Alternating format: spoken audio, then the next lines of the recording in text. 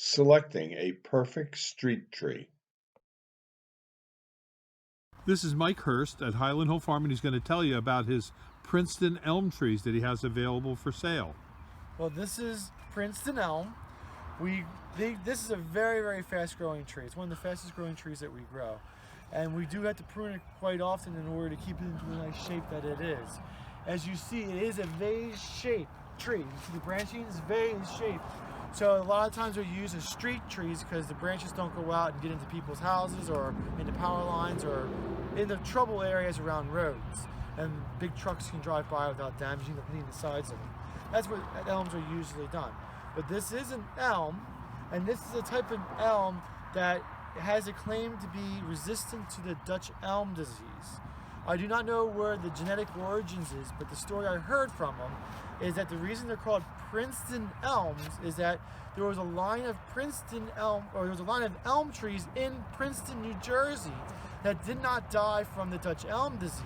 And they never knew where it came from. They don't know where the genetic line was. But when they took cuttings off of these guys, and these guys grew, they were also resistant. They never got it.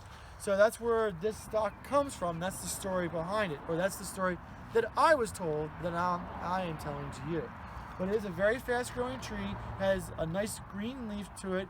It can grow, and when it's in a happy location, it can grow 6-8 feet in a year. Sometimes when we plant them and they're whips and we put them in the ground, they grow so fast that we had to prune them back to keep them down so that we could get a nice head or canopy to the tree. If you're real young, a real sapling, you put it in and you let it grow, it'll just be like a telephone pole growing up. Very, very fast growing tree. Fairly resistant. It does get a couple bugs here and there, but nothing that's going to take the tree down that I'm aware of.